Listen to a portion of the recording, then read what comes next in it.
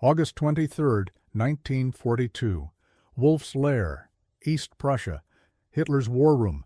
General Friedrich Paulus spread the operational maps across the polished oak table, his finger tracing the thin blue line of the Volga River. Mein Führer, Stalingrad will fall. Within 2 weeks, the city cannot withstand our assault. Around the table, Wehrmacht commanders nodded in agreement. After all, they had crushed France in 6 weeks, rolled through Poland in 27 days, and shattered Yugoslavia in 11. But what none of these generals knew, what their intelligence had completely failed to detect, was that across the Atlantic, American factories were already producing the weapons that would destroy them. In Detroit, 100,000 Studebaker trucks rolled off assembly lines every month. In Chicago, mountains of canned meat grew higher than buildings.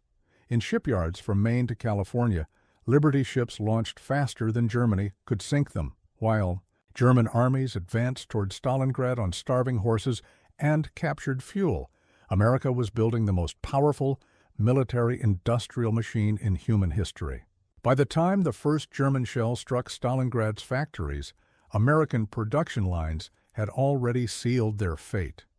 What followed wasn't just a battle, it was industrial democracy crushing totalitarian arrogance with overwhelming abundance.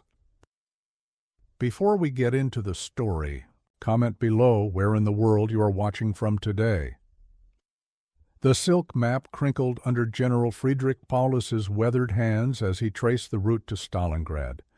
The Volga River appeared as nothing more than a delicate blue thread on Hitler's personal war map, stretched across the briefing table at Wolf's Lair. Around him, Wehrmacht commanders leaned forward, studying terrain that seemed to promise easy conquest. "The city cannot withstand our advance," Paulus declared, his voice carrying the confidence of victories across Europe. "Our intelligence indicates minimal Soviet defenses. Industrial facilities will be captured intact." The assembled generals murmured agreement. After all, their track record spoke volumes. France had fallen in 6 weeks, Poland in 27 days, Yugoslavia in 11. Blitzkrieg had proven unstoppable. Lieutenant Friedrich Bauer stood at attention near the map table, absorbing every detail of the briefing. At 28, he embodied the new Wehrmacht officer, educated, efficient, and utterly convinced of German superiority. His Iron Cross, earned during the French campaign, caught the light from overhead lamps as he studied the operational documents.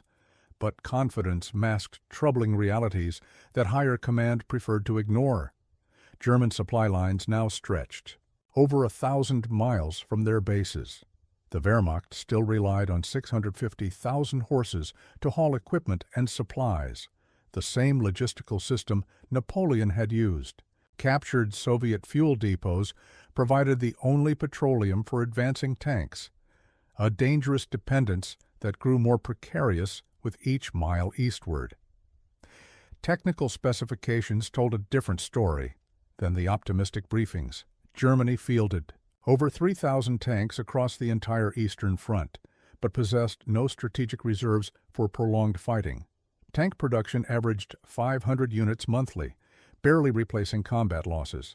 Meanwhile, ammunition stockpiles designed for quick campaigns dwindled with each day of extended fighting. The Luftwaffe commanded the skies through experience rather than numbers. German pilots flew combat missions until death or capture, while aircraft production struggled to replace losses. Fuel shortages limited training flights for new pilots, creating a deadly cycle of declining effectiveness. Yet none of these concerns penetrated the euphoria surrounding Stalingrad's anticipated capture. The city represented more than military objectives. It bore Stalin's name, making its conquest a symbolic victory that would supposedly shatter Soviet morale. Oil refineries in the Caucasus lay beyond, promising the petroleum that German war machine desperately needed. As the briefing concluded, Bauer rolled up his personal maps with practiced efficiency. Outside the command bunker, the first autumn snow began falling across East Prussia, each flake a harbinger of the brutal winter approaching. He pulled his collar tight against the cold and whispered to himself, "Over by Christmas." The confidence would not last until November. Children's laughter echoed through Stalingrad's industrial districts as they played games between factory smokestacks, unaware that the front lines crept closer with each passing hour. The city on the Volga hummed with desperate preparation, transforming from a center of Soviet industry into a fortress built from necessity and determination.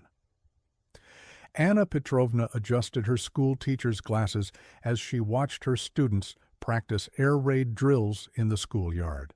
At 32, she had spent 8 years educating Stalingrad's children, but now her lessons included identifying aircraft by sound and finding the nearest bomb shelter. The Soviet Civil Defense Manual, distributed to every civilian household, outlined procedures that transformed ordinary citizens into urban warriors. Factories worked around the clock, converting peacetime production to instruments of war.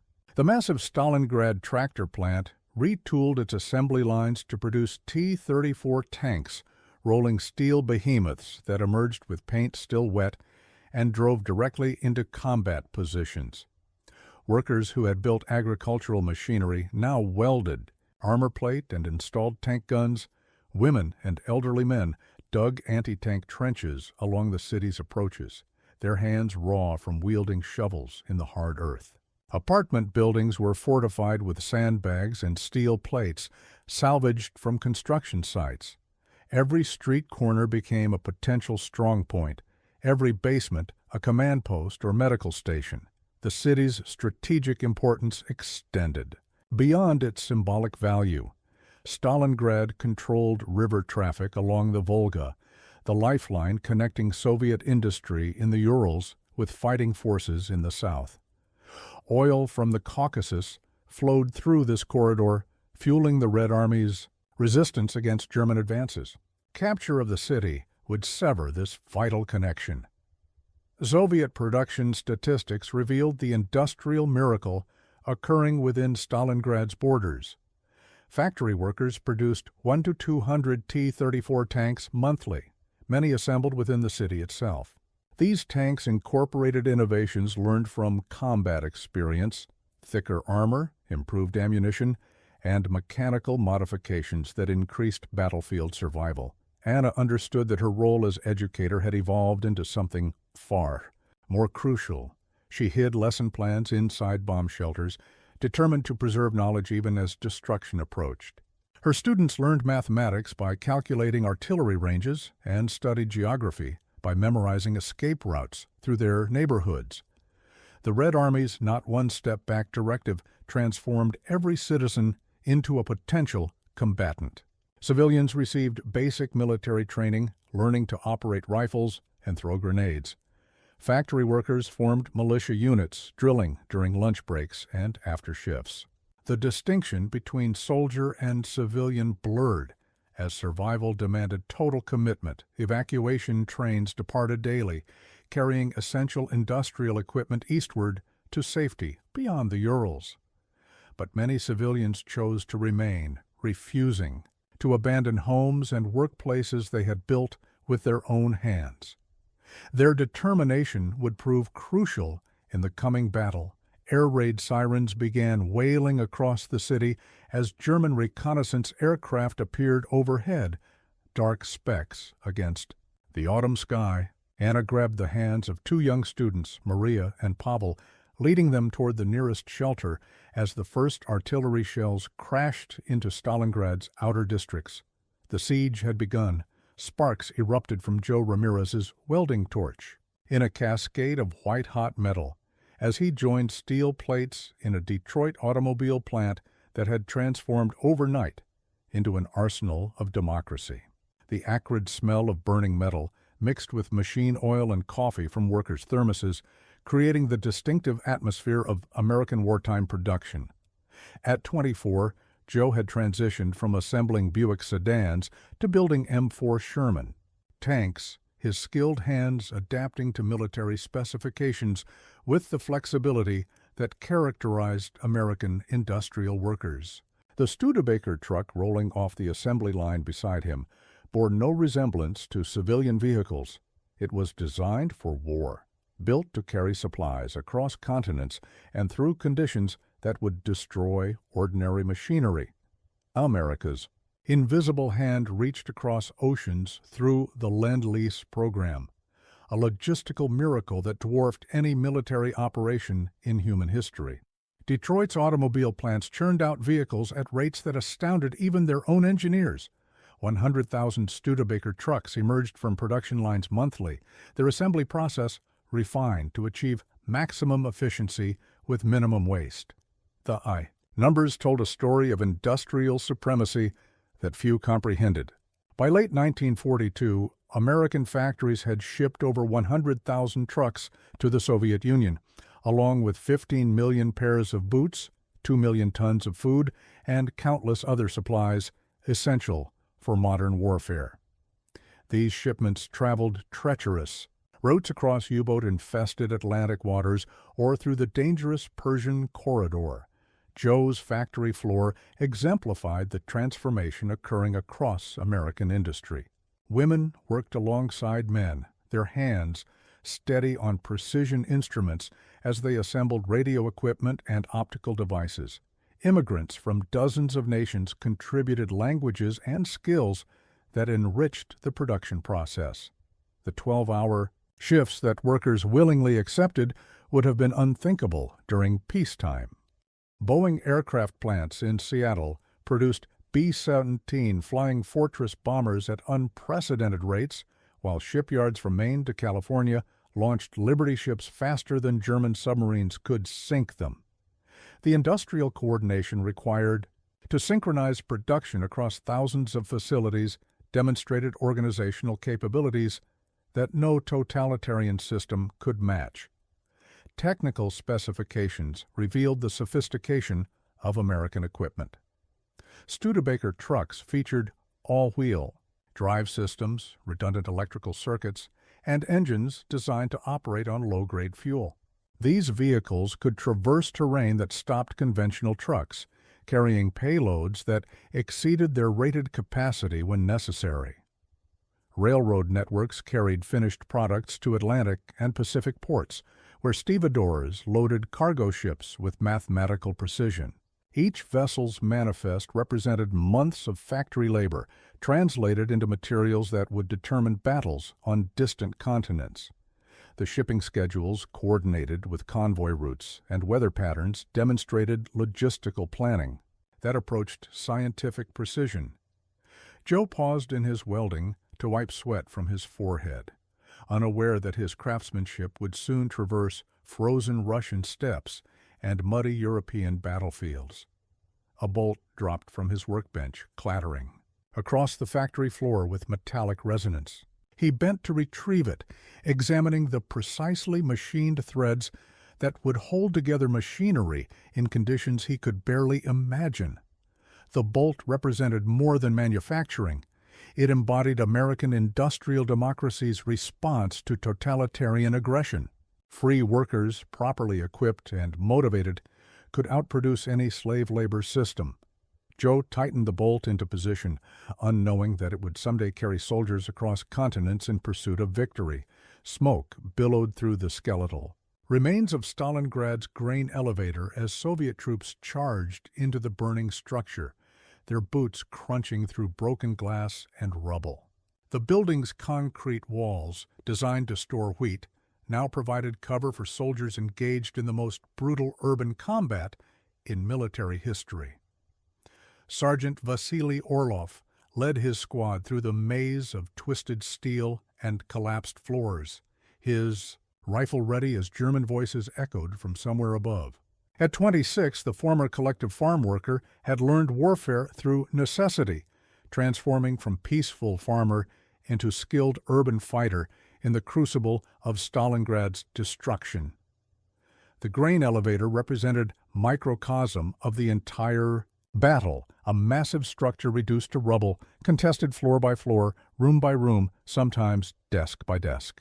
Combat occurred at distances measured in meters rather than kilometers, where hand grenades proved more valuable than artillery shells and individual marksmanship, determined survival.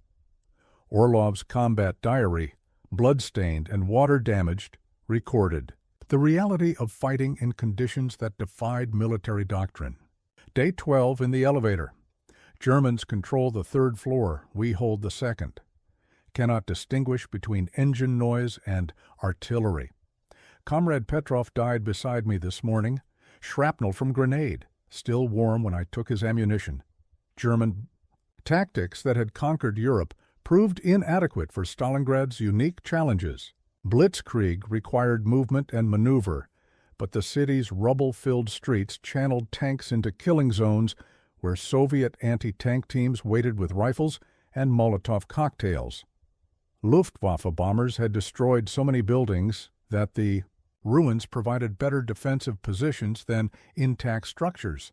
Technical details revealed the mathematical precision of destruction. Average Soviet infantry life expectancy in Stalingrad measured 24 hours from arrival to death or serious injury. Survival depended on constant reinforcement, with fresh troops crossing the Volga nightly to replace casualties. The river itself became a battlefield as German artillery targeted the ferryboats carrying supplies and soldiers. The fighting reduced sophisticated military equipment to primitive weapons. Soldiers stripped rifles from corpses, collected ammunition from dead enemies, and fashioned explosives from whatever materials they could scavenge. Combat knives and sharpened steel often proved more useful than machine guns in the confined spaces of destroyed buildings. Orlov's squad exemplified the transformation occurring throughout the Red Army. These men had learned to fight without formal training, developing tactics through trial and error in conditions that killed the unsuccessful. They communicated through hand signals, moved through rubble with practiced silence, and anticipated enemy actions through hard-won experience. Factory districts became fortresses defended by workers who knew every pipe, conveyor belt, and storage room. The massive Stalingrad tractor plant continued producing tanks even as battle raged through its workshops, with newly completed T-34s driving directly from assembly lines into combat positions mere blocks away. Soviet resistance stiffened with each German advance. What had begun as tactical withdrawal evolved into stubborn defense, then desperate counterattack. Every street corner demanded individual battles. Every building required separate conquest. The city that German generals expected to capture in days stretched into weeks of grinding attrition. Orlov crouched behind a concrete pillar, his rifle steady, as German footsteps approached through the smoky darkness above. The city trembled, with artillery fire and explosions, but he remained focused on the immediate task of survival. Outside, Stalingrad burned through another night of warfare that would reshape the course of human history. Frozen horses collapsed in the snow along supply routes that stretched endlessly across the Russian steppe, their cargo scattered beside roads that had become graveyards for German ambitions. The Wehrmacht's logistical system, designed for swift campaigns, crumbled under the weight of extended operations in conditions that no European army had ever endured. Lieutenant Friedrich Bauer pulled his inadequate coat tighter as he surveyed. The pathetic convoy attempting to reach Stalingrad with supplies desperately needed by starving troops. The confident officer who had studied maps at Wolf's Lair now confronted the mathematical reality of overextended supply lines that stretched German resources beyond all rational limits. The Luftwaffe had promised to deliver 500 tons of supplies daily through airlift operations, but reality delivered less than 100 tons on the best days. Transport aircraft designed for short-range missions struggled to reach Stalingrad through deteriorating weather and increasing Soviet air defenses. Each flight represented a gamble that often cost more aircraft than supplies delivered. German rations had shrunk to 200 calories per day, barely enough to sustain life in sub-zero temperatures that demanded maximum nutrition for survival. Soldiers boiled wallpaper paste to extract glue for sustenance, while officers requisitioned leather from equipment to supplement their diet. The proud Wehrmacht that had conquered Europe was starving in sight of victory. Bauer's personal experience reflected the broader German dilemma. His unit's strength had decreased from 180 men to fewer than 60 through combat losses, disease, and frostbite.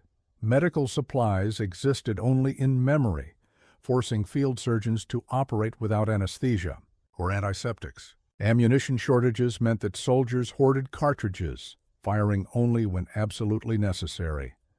Fuel supplies presented an even more critical problem. German tanks and vehicles depended entirely on captured Soviet petroleum, a dangerous dependency that grew more precarious with each mile of advance. Mechanical breakdowns stranded equipment that couldn't be repaired or recovered, littering the steppe with disabled machinery. The technical specifications of German logistics revealed fundamental flaws that no amount of tactical brilliance could overcome.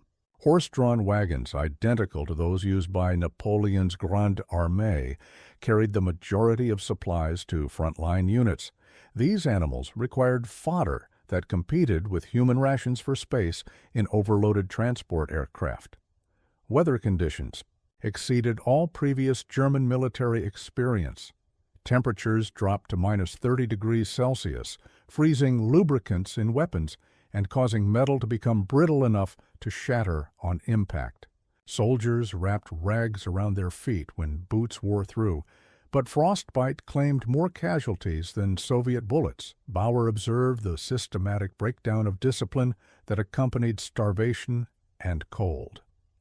Officers shared the same miserable conditions as enlisted men, eliminating traditional military hierarchy through shared suffering. Commands went unobserved when soldiers lacked strength to comply, while guard duties became impossible to maintain through the endless winter nights. The contrast with their earlier campaigns became painfully obvious. French roads had provided excellent surfaces for mechanized advance, while Polish terrain offered no significant obstacles to German mobility. But Russian winters and distances transformed every advantage into liability, every strength into weakness. As evening approached, Bauer found himself gnawing at strips of frozen horseflesh, the meat so cold it required careful thawing to avoid breaking teeth. He chewed in silence, his earlier confidence replaced by grim understanding that Stalingrad had become a trap that might consume the entire Sixth Army. Soviet troops mounted shiny new Studebaker trucks with expressions of amazement, running their hands along American-manufactured fenders and examining mechanical details that exceeded anything produced in Soviet factories. The vehicles represented more than transportation. They embodied the industrial might of a nation whose productive capacity seemed limitless. Sergeant Vasily Orlov marveled at canned meat stamped with English words he couldn't read but understood perfectly, USA. The Spam tasted better than anything he had eaten since childhood, each bite representing American abundance that contrasted sharply with German starvation visible across the battlefield. Soviet soldiers joked that they were winning the war on American stomachs and wheels. The transformation was dramatic and immediate. Units that had moved at the pace of marching men suddenly possessed mobility that matched or exceeded German mechanized forces. Logistics operations that had been impossible became routine when American trucks could carry 5 times the cargo of horse-drawn wagons across terrain that stopped conventional vehicles.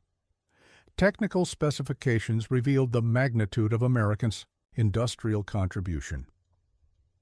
The United States provided 427,000 trucks and jeeps to the Soviet Union during the war, along with 14,000 aircraft and 13,000 tanks. These numbers exceeded total Soviet production in many categories, representing an industrial gift that changed the fundamental nature of the Eastern Front. Meanwhile, in Detroit, Joe Ramirez watched another Studebaker truck roll off the assembly line, its destination marked for shipment to Murmansk via the dangerous Arctic convoy route. He had transitioned from factory worker to soldier in training, preparing to join the war that his industrial labor had already begun fighting. The connection between American production and Soviet battlefield success was becoming clear to workers who took pride in their contribution. The trucks featured engineering details that demonstrated American technical superiority. All-wheel drive systems provided traction in mud and snow that immobilized German vehicles. Electrical systems remained functional in extreme cold that disabled enemy equipment. Engines burned low-grade fuel efficiently while carrying loads that exceeded design specifications. Orlov's unit exemplified the new mobility transforming Soviet tactics. His squad could now move rapidly between threatened sectors, concentrate quickly for attacks, and disperse before German artillery could respond. The trucks carried not just soldiers, but the ammunition, food, and medical supplies that enabled sustained operations. Communication systems also benefited from American technology.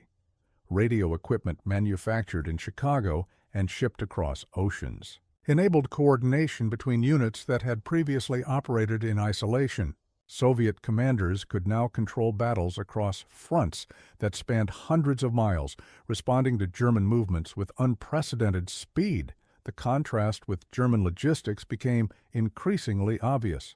While Soviet units raced across frozen terrain and heated American trucks, German soldiers marched on foot or rode in horse-drawn wagons that moved at medieval speeds. Weather that immobilized the Wehrmacht barely slowed American-equipped Soviet forces. Joe Ramirez had enlisted after watching too many news reports from the Eastern Front, knowing that his factory work was important, but feeling called to more direct participation. As he shouldered his rifle during training exercises, he understood that every bolt he had tightened, every weld he had completed, was already fighting overseas in the hands of allies he would never meet. Orlov's convoy roared eastward through the night, pursuing retreating German forces that could no longer match Soviet mobility. The trucks that carried his unit bore Detroit factory markings and American serial numbers, rolling proof that industrial democracy could outproduce any totalitarian system when properly motivated and organized. Dawn broke on November 19, 1942, with artillery fire that erupted like thunder across the frozen steppe, announcing the beginning of Operation Uranus and the systematic destruction of German dreams of Eastern conquest. Soviet cannons, many transported by American Studebaker trucks, unleashed coordinated barrages that shattered Romanian and Italian defensive positions north and south of Stalingrad. Sergeant Vasily Orlov watched in amazement as thousands of Soviet troops emerged from concealed positions, advancing behind rolling artillery that seemed to stretch beyond the horizon. The Red Army had secretly concentrated over 1 million men for this offensive, moving entire armies at night to avoid German reconnaissance, while American trucks provided the mobility that made such massive redeployments possible. Romanian forces, equipped with obsolete weapons and inadequately supplied by their German allies, collapsed within hours under the weight of the Soviet assault. Italian units, never enthusiastic about fighting in Russia, surrendered in large groups rather than face destruction in battles they couldn't win. The German Sixth Army's flanks, defended by reluctant allies, disintegrated faster than reinforcements could arrive. Lieutenant Friedrich Bauer received desperate radio messages reporting enemy breakthroughs across multiple sectors, but German reserves were already committed to the Stalingrad fighting and couldn't respond to the new crisis. Within 4 days, Soviet pincers had closed around the entire Sixth Army, trapping 300,000 Axis troops in a pocket that stretched 100 miles from east to west. The technical precision of the encirclement demonstrated Soviet tactical evolution from the disorganized retreats of 1941. Artillery coordination reached levels that matched German professionalism, while tank formations maneuvered with confidence gained through months of combat experience. American radio equipment enabled communication between units that previously operated independently. Soviet T-34 tanks, many produced in Stalingrad's own factories, proved superior to most German armor in the winter conditions that plagued mechanical systems. Their wide tracks provided better traction in snow, while simplified maintenance requirements meant they remained operational when German tanks broke down from cold and neglect. The airlift operation that was supposed to supply the trapped Sixth Army proved inadequate from its first day. Luftwaffe transport aircraft, designed for peacetime cargo missions, couldn't deliver the 700 tons of supplies needed daily by the encircled forces. Soviet fighters and anti-aircraft guns, many equipped with American radar systems, made every flight a suicide mission. Orlov advanced through positions recently abandoned by retreating Germans, finding evidence of the desperation that was consuming the once proud Wehrmacht. Abandoned equipment littered the battlefield, tanks disabled by mechanical failure, artillery pieces spiked and left behind, personal belongings scattered by soldiers who could no longer carry them. American Lend-Lease material was visible throughout the advancing Soviet forces. Soldiers wore American boots, ate American food, and rode in American trucks while fighting with weapons increasingly manufactured in American-equipped Soviet factories. The industrial alliance between democracy and socialism was proving stronger than the military partnership between fascist powers. Bauer looked skyward as Soviet aircraft passed overhead, many powered by American engines and armed with American ammunition. The sound of their engines carried a different tone than German planes, deeper, more powerful, suggesting industrial resources that seemed inexhaustible. The realization was dawning that Germany faced not just the Soviet Union, but the combined, productive capacity of the world's largest industrial economy. The encirclement was complete, and winter was just beginning. German soldiers scraped ice from factory walls to melt for drinking water, their movements slow and deliberate as starvations, and cold sapped the strength that had once made them the terror of Europe. Inside the Stalingrad pocket, the Wehrmacht experienced conditions that no German army had endured since the retreat from Moscow more than a century earlier. Wallpaper paste became a delicacy when boiled into soup that provided minimal nutrition, but filled empty stomachs with warm liquid. Lieutenant Friedrich Paulus watched his men become skeletal figures wrapped in rags and newspaper, their eyes hollow from hunger, and their faces blackened by frostbite that would claim fingers and toes from those who survived. The daily death toll reached 1,000 men inside the pocket as winter temperatures plunged to minus 30 degrees Celsius. Disease spread through crowded bunkers where soldiers huddled for warmth, while medical supplies dwindled to nothing. Field surgeons operated without anesthesia or antiseptics, performing amputations with tools that hadn't been sterilized for weeks. Anna Petrovna emerged from her cellar to scavenge through ruins for anything edible, sharing the desperate search for survival with German soldiers who no longer resembled the confident invaders who had entered her city months earlier. The siege had reduced everyone to the same basic struggle for food, warmth, and shelter in a landscape that seemed designed for death. Cannibalism was whispered about in German bunkers, though officers forbade discussion of practices that violated every military tradition. Soldiers stripped clothing from corpses that froze solid before burial became possible, creating grotesque scenes where the dead remained visible reminders of what awaited the living. Hitler's refusal to authorize retreat or surrender trapped the Sixth Army in a position that became more hopeless with each passing day. Radio messages from Berlin promised relief that never arrived, while Göring's assurances about airlift capabilities proved completely false. The Luftwaffe managed fewer than 100 tons of supplies daily, far below the minimum needed for survival. Technical details revealed the systematic breakdown of military organization under extreme conditions. Radio batteries died from cold, ending communication between units, Weapons froze and became unusable without proper maintenance. Vehicles remained immobilized when fuel turned to gel in sub-zero temperatures. Bauer's personal experience reflected the collapse of military discipline that accompanied starvation. Officers and enlisted men shared the same miserable conditions, eliminating traditional hierarchy through common suffering. Orders went unobserved when soldiers lacked strength to comply, while guard duties became impossible to maintain through endless winter nights.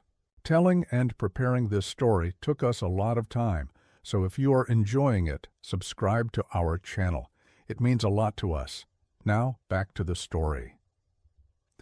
The contrast with Soviet conditions was becoming obvious, even to trapped German soldiers. Soviet forces visible across no man's land appeared well-fed and properly equipped, wearing American boots and winter clothing, while German soldiers wrapped rags around their feet. The sound of truck engines carried across the battlefield, American Studebakers transporting Soviet supplies with mechanical reliability that German logistics couldn't match. Anna lit a candle in her cellar, one of the last remaining from her pre-war supplies. The small flame provided minimal light and less heat, but represented defiance against the darkness that had consumed her city. The smoke from her candle mixed with the smell of death that permeated every building, creating an atmosphere that belonged in Dante's vision of hell, rather than a modern battlefield. Outside, artillery continued its methodical destruction of anything that remained intact, while snipers from both sides hunted for targets in the frozen wasteland that Stalingrad had become.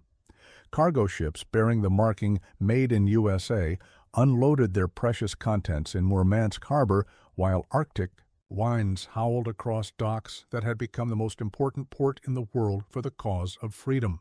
American abundance flowed through this gateway in quantities that staggered even Soviet officials accustomed to thinking in massive industrial terms. Soviet soldiers tore open crates containing Spam, chocolate, and other foods that seemed like fantasies after months of subsistence rations. Each can represented American productivity that exceeded Soviet capabilities, while the quantity demonstrated industrial resources that appeared limitless. By 1943, the United States had shipped 17 million tons of supplies to the USSR, a logistical achievement that dwarfed any previous support operation in military history. Private Joe Ramirez, now completing infantry training in preparation for deployment to Europe, read letters from factory workers describing the production lines that continued operating at maximum capacity. The connection between American manufacturing and Soviet battlefield success was becoming clear to everyone involved in the war effort. 1/3 of Red Army vehicles ran on American trucks, while Soviet soldiers marched in American boots and fought with ammunition manufactured in American-equipped Yoe. Factories' technical specifications revealed the scope of material support that enabled Soviet resistance. Railroad cars manufactured in American plants carried Soviet supplies across thousands of miles, while petroleum products refined in Texas powered Soviet aircraft and tanks. Communication equipment produced in Chicago enabled coordination of military operations across fronts that spanned continents. The contrast with German logistics was becoming increasingly stark. While Soviet forces feasted on American rations and traveled in heated trucks, German soldiers trapped in Stalingrad boiled wallpaper paste for sustenance and marched on foot through snow that reached their knees. Weather conditions that barely inconvenienced American-equipped Soviet units completely immobilized the Wehrmacht. Sergeant Vasily Orlov examined the mechanical details of his unit's new American truck, marveling at engineering sophistication that exceeded anything he had seen. The vehicle started reliably in temperatures that disabled German equipment, while its heating system kept troops warm during long winter movements. Every component seemed designed for durability and ease of maintenance under combat conditions. Soviet Pilots flying American P-39 Cobra fighters achieved victory ratios that stunned Luftwaffe pilots accustomed to technical superiority.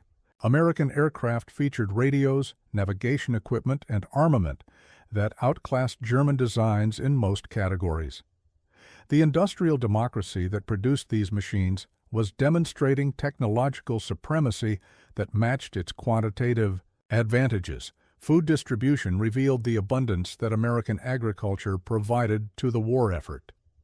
Soviet soldiers received rations that included meat, vegetables, and even luxuries like coffee and chocolate, items that German troops hadn't seen for months.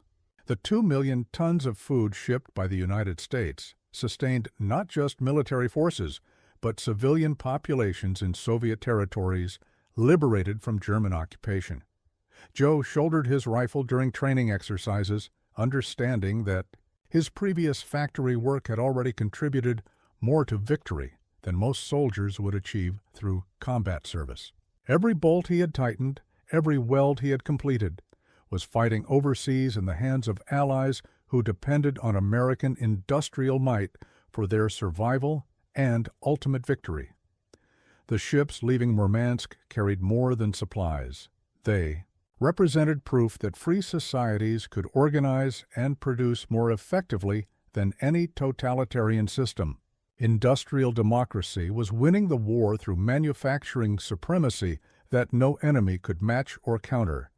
Field Marshal Friedrich Paulus sat at an improvised table in his underground bunker, staring at surrender terms that represented the complete destruction of everything he had spent his military career building.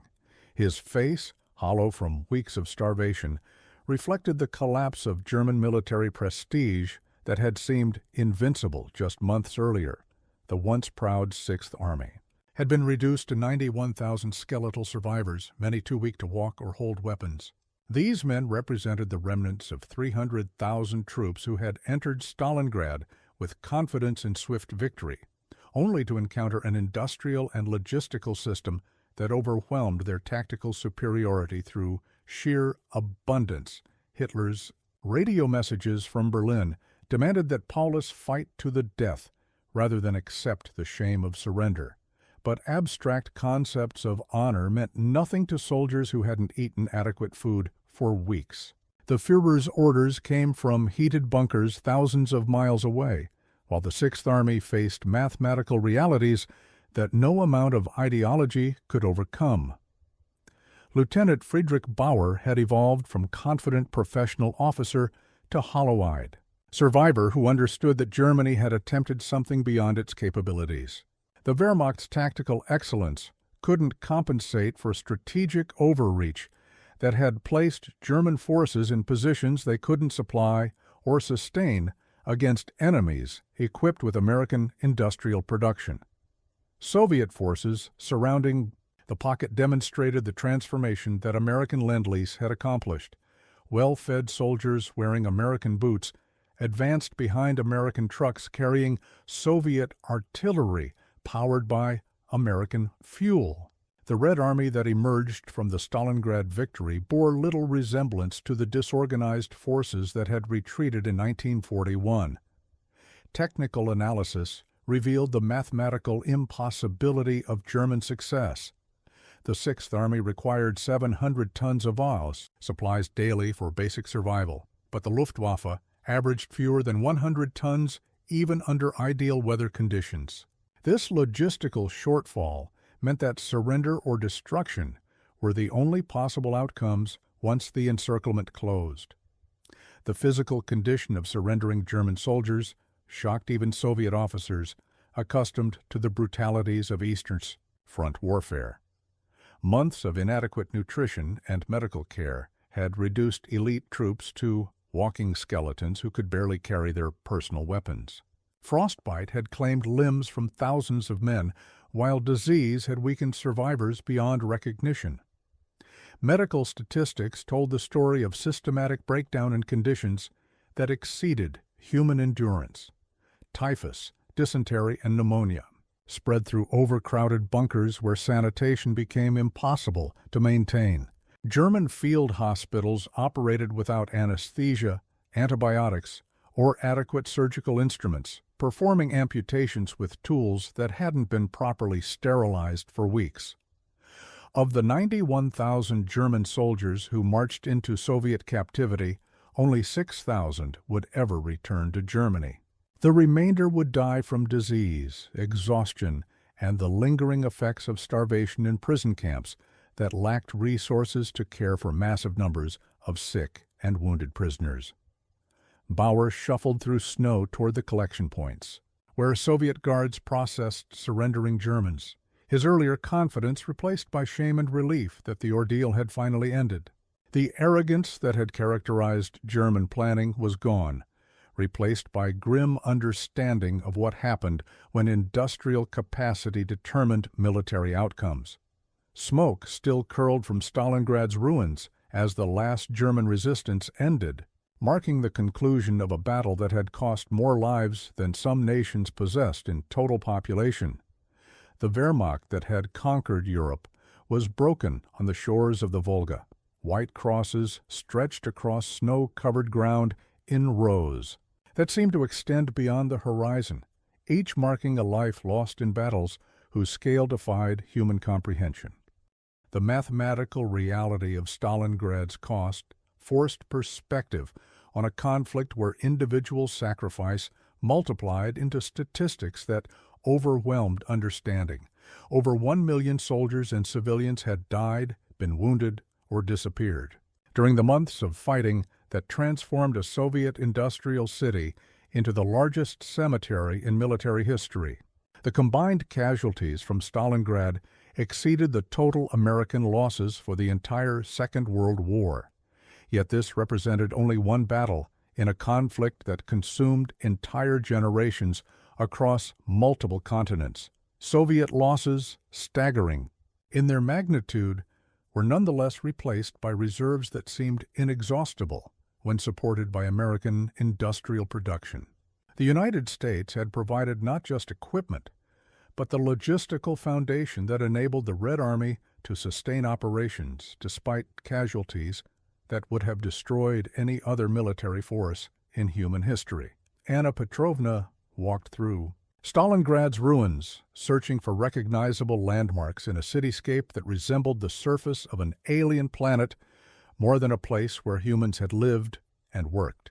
She stopped to place flowers on makeshift graves where friends and neighbors lay buried beneath rubble that had once been homes, schools, and factories. The technical specifications of destruction revealed warfare's evolution into industrial process. Artillery bombardments had delivered more explosive force than natural disasters, while small arms fire had consumed ammunition in quantities that exceeded the total production of most nations. The battle had become a contest between competing industrial systems rather than military formations. Cemetery registration books, maintained by Soviet authorities, recorded endless lists of names, ages, and units. But the documentation couldn't capture the human reality behind statistics that numbed rather than informed. Each entry represented families destroyed, communities eliminated, and knowledge lost forever in the mathematical precision of modern warfare. Sergeant Vasily Orlov survived Stalingrad, but carried physical and psychological wounds that would never fully heal. His combat diary, recovered from the ruins and preserved in Soviet archives, provided first-hand testimony to conditions that challenged every assumption about human endurance under extreme stress. The pages, stained with blood and water damage, recorded experiences that no training could have prepared him to face. The contrast between American and Soviet losses illuminated the strategic reality that determined victory. American industrial workers had suffered minimal casualties while producing the equipment that enabled Soviet forces to absorb devastating losses and continue fighting. Free labor, properly motivated and equipped, had outproduced slave systems that depended on coercion rather than voluntary cooperation. Medical facilities established after the battle treated survivors whose injuries reflected the unique conditions of urban warfare. Burns from incendiary weapons, crush injuries from collapsed buildings, and psychological trauma from months of combat stress required treatment methods that had never been developed because such conditions had never existed. In previous conflicts, the demographic impact of Stalingrad extended far beyond military casualties. Civilian deaths, including children and elderly residents who couldn't evacuate, represented losses that would affect Soviet society for generations. Entire age cohorts had been eliminated, creating gaps in population that would influence economics and social development for decades. Freedom in Stalingrad had been measured not just in blood, but in steel, American steel that provided the industrial foundation for resistance that outlasted German tactical superiority. The battlefield had become a testing ground where democratic productive capacity proved superior to totalitarian military tradition. New tanks rolled off Detroit assembly lines in 1943 as Joe Ramirez watched from his position as infantry instructor, having transitioned from factory worker to soldier to trainer in the span of 18 months that had transformed both him and the nation he served. The production statistics that emerged from American industry during the war years defied belief even among those who witnessed them daily. Stalingrad had conclusively demonstrated that industrial capacity, not military tradition, determined victory in modern warfare. The German Wehrmacht, despite superior tactics and professional leadership, had been overwhelmed by an alliance between Soviet manpower and American manufacturing that produced equipment faster than enemy forces could destroy.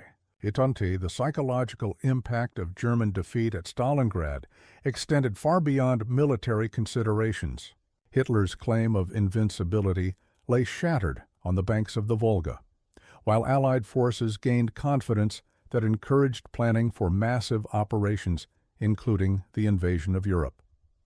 The myth of totalitarian efficiency had been exposed as propaganda that couldn't survive contact with democratic productivity. American production figures told the story of industrial supremacy that no enemy could match. By 1945, United States factories had produced 300,000 aircraft, 88,000 tanks, and 2.4 million trucks, quantities that exceeded the combined output of all Axis nations. This manufacturing achievement represented more than statistical superiority. It demonstrated the organizational capabilities of free societies when properly motivated. Technical innovations developed during wartime production revolutionized manufacturing processes that would influence civilian industry for decades. Assembly line techniques perfected for military equipment increased efficiency while reducing costs, creating methods that would transform post-war economic development. The marriage of democratic values and industrial capacity had produced results that exceeded the most optimistic pre-war projections. Joe's personal journey from factory floor to military service exemplified the transformation occurring throughout American society. Workers who had never traveled beyond their home states found themselves training for deployment to battlefields across multiple continents, while their previous industrial experience provided skills directly applicable to military operations. The strategic lessons of Stalingrad extended beyond the Eastern Front to influence Allied planning for operations in Western Europe and the Pacific. Military commanders understood that American industrial support could sustain campaigns of unprecedented scale and duration, enabling strategies that would have been impossible without reliable logistics and equipment replacement. Soviet acknowledgement of American contributions, though limited by political considerations, appeared in private communications between military leaders who understood the decisive importance of Lend-Lease supplies. Without American trucks, food, and fuel, the Red Army could not have sustained the mobile operations that drove German forces back across Eastern Europe. The transformation of American society during wartime production created lasting changes that influenced post-war development. Women who had entered factories to replace enlisted men demonstrated capabilities that challenged traditional assumptions about gender roles, while minority workers proved their contributions to national defense in ways that couldn't be ignored or dismissed.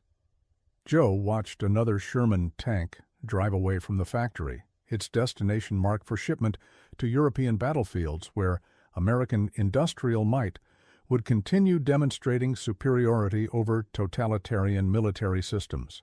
He understood that his contribution to victory had begun long before he enlisted, in the precision of bolts tightened and welds completed in Detroit factories.